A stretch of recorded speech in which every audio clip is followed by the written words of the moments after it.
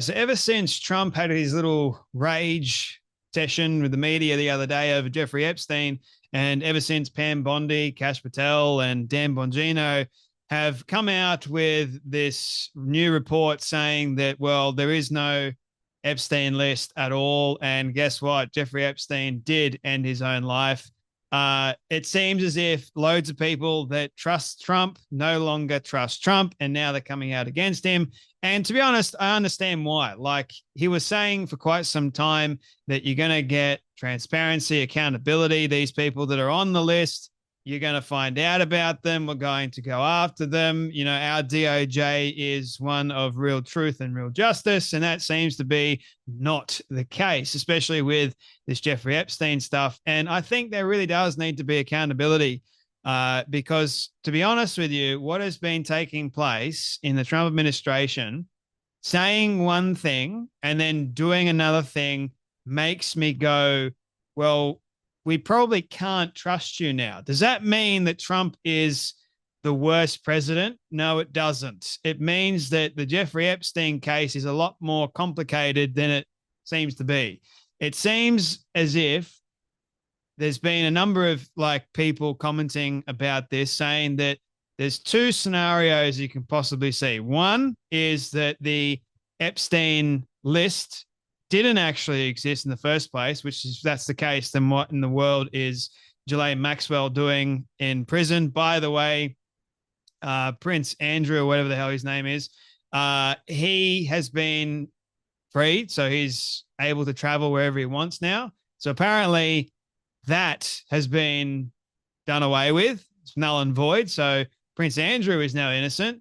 And so is Jeffrey Epstein. So Jeffrey Epstein he was just a creep. He had a lot of child porn on his computer and on his hard drives, and that was about it. There's no flight logs, none of that sort of stuff, which that's one side of the argument. The other side is there's a lot of powerful people, a lot of millionaires and billionaires on the list, and you can't really disrupt the economy like that. There's lots of millionaires and billionaires. Yes, they may be really powerful and really corrupt, which I do still think there needs to be accountability. You can always get new millionaires, new billionaires, man.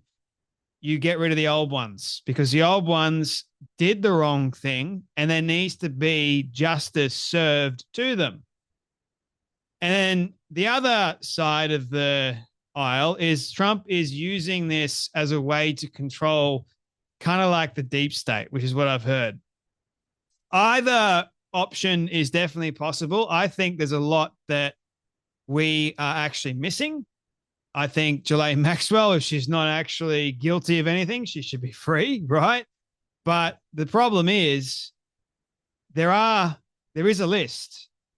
I believe there's a list. I believe that Epstein didn't end his life. I think people deserve to know the truth, but the reality is we're probably not going to know the truth. Lots of people are blaming Israel, like Candace Owens, for example, and saying that Trump is now controlled by Israel. I personally don't think that at all. Do I think that there are some Jewish people on the list? Sure, 100%. But there's also a number of other people that are on the list too that are not Jewish. So you can't go off on this major tangent and say that it's the Jews' fault. Like, that's intellectually dishonest. Now, because of this situation, loads of people, like I mentioned at the very beginning, are now siding against Trump. They go, we voted for Trump and he's becoming very, very disappointing. And the Epstein thing was the final straw for me. And now all of a sudden, this is kind of crazy. Now, all of a sudden, they are seemingly siding with the radical dingbats they initially hated. They've done a complete flip. And now they're thinking the radical dingbat party, the Democratic Socialists, you heard me correctly, are apparently truly America first. Not Trump. No, not Trump at all. It's because Trump lied about Epstein. It's not that the Democratic Socialist Party under Mandani, it's not like they are not bad. They're in fact really good, according to Andrew Schulz, comedian Andrew Schulz. And it's quite interesting. How do these people go from making somewhat sense 1 minute to then all of a sudden, boom, saying the most provocative thing he possibly can say, saying that Mandani is apparently more America first than Trump is. Yes, you heard me correctly. The communist, ladies and gentlemen, the Marxist communist is apparently also the radical Islamist is more America first than Trump is. Have a watch of this.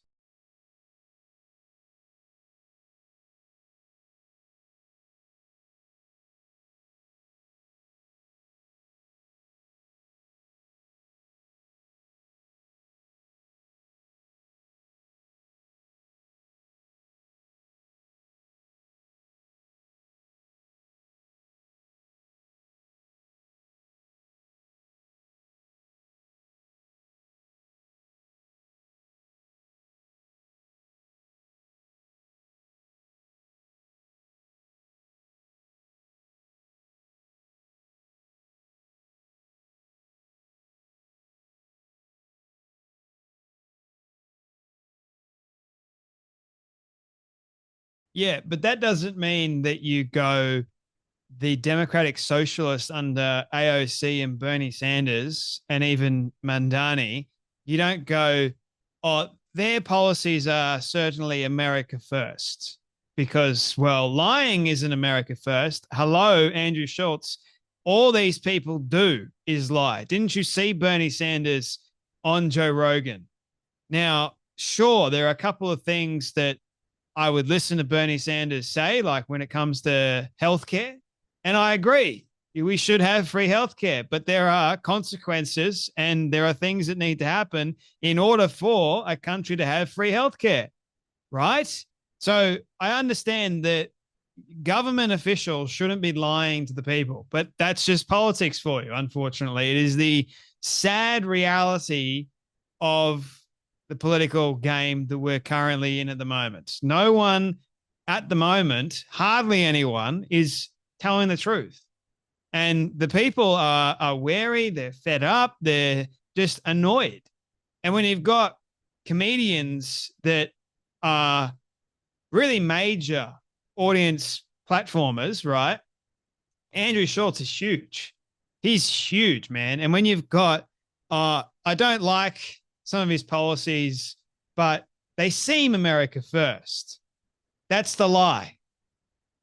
That is a huge lie. They seem America first, but when you actually think about the policies, what they really are is a communist. So what Andrew Schulz is actually sticking up for in this equation is communism. That's not America first. That's me first. That is the power first, not the people. You'll take away the power from the people and give it to the leader. Then we become just like all the other countries. And it's very subtle sometimes. You got to look at what Mandani has said and realize these policies that he wants to instill are not a net positive. In fact, they are a net negative. They are horrible.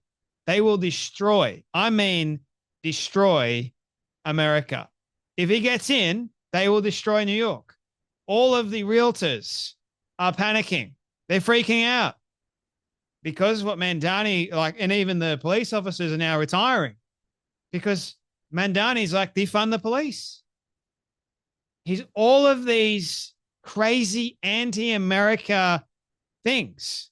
But you got people like Schulz saying that Zoran Mandani and Bernie Sanders and AOC, they're truly what America first is all about. So sure, lying to the skin of your teeth and everything else like that. James Lindsay has gone, their big left pivot is coming. Seems that way, doesn't it? I think they were already on the left and the left went way too far and they've gone, well, I'm not going there. So I'm going to go to a little bit on the right and I'm going to see how this right goes for a moment. And then now they're just going back to where they came from, where it originated essentially. But in fact, they've gotten worse because they're siding with communist Marxist ideas. And that's dangerous, man. So I guess you're going to have to watch this space and be very careful with who you actually listen to, eh? Anyway, that's enough from me, but you guys take care, be blessed, and I'll see you all in the next video.